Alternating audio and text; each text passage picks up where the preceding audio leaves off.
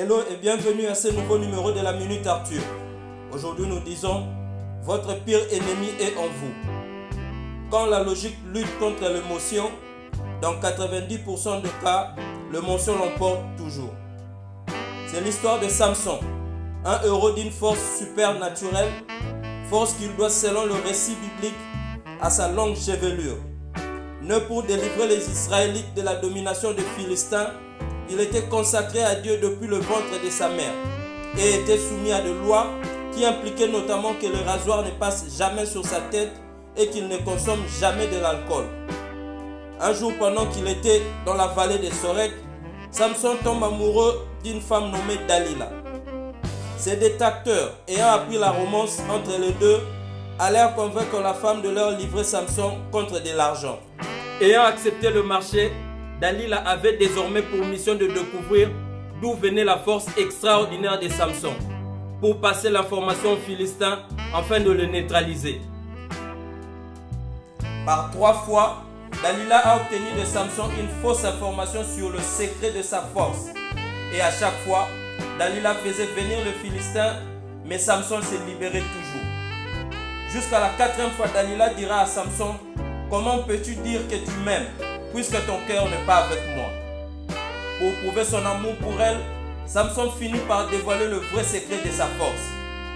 Ce même soir-là, on lui coupa ses cheveux et le Philistin tombèrent sur lui. Lui crevèrent les yeux, ils le firent descendre à Gaza et le lièrent avec des chaînes de reins. Ils tournaient la meule dans la prison. Un héros devenu prisonnier par autodestruction. Mon ami, nous sommes tous très bons à combattre les ennemis extérieurs parce que nous pouvons le voir. Mais que faire quand l'ennemi est en nous?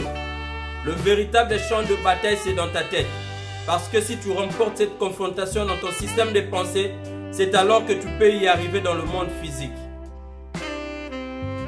Moi, je suis toujours intrigué de voir qu'avec toute la connaissance à notre disposition aujourd'hui, nous prenons de plus en plus de mauvaises décisions. Quand on fait le choix d'une bouteille de vin tout le soir, au lieu de prendre de l'eau, en étant parfaitement conscient de son effet néfaste dans notre corps. Quand pour un profit financier, tu falsifies délibérément les notes de frais, en sachant que si cela venait à être découvert, tu perdras ton travail, tu sacrifieras la vie de ta famille et tu finiras probablement en prison. Quand tu choisis d'aller au bar, au lieu d'aller à la bibliothèque pour accroître ta connaissance, les conséquences à tes actions sont directement le résultat de tes choix, donc de ton homme intérieur. Un homme est premièrement vaincu, non pas par ses adversaires, mais par lui-même, car le tout se passe dans le 15 cm entre ton oreille gauche et ton oreille droite. Les experts confirment que dans une journée, nous avons entre 40 000 à 60 000 pensées, et la vaste majorité d'entre elles sont négatives. Alors je vais t'encourager à toujours regarder en toi avant d'indexer qui ou quoi que ce soit. Samson, pour revenir à lui, cette histoire m'a toujours étonné. Comment quelqu'un qui t'a piégé 3 fois, tu finis par lui dévoiler ton vrai secret? Simplement parce qu'il avait perdu sa bataille contre son ennemi intérieur et a laissé ses émotions dominer sa raison. Je vais conclure avec cette citation de Zig Ziglar. Il dit, « L'échec est un événement, non une personne.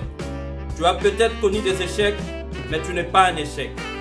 Reprends-toi, regagne contrôle sur ton système de pensée. Je te garantis que les choses changeront. » Thank you.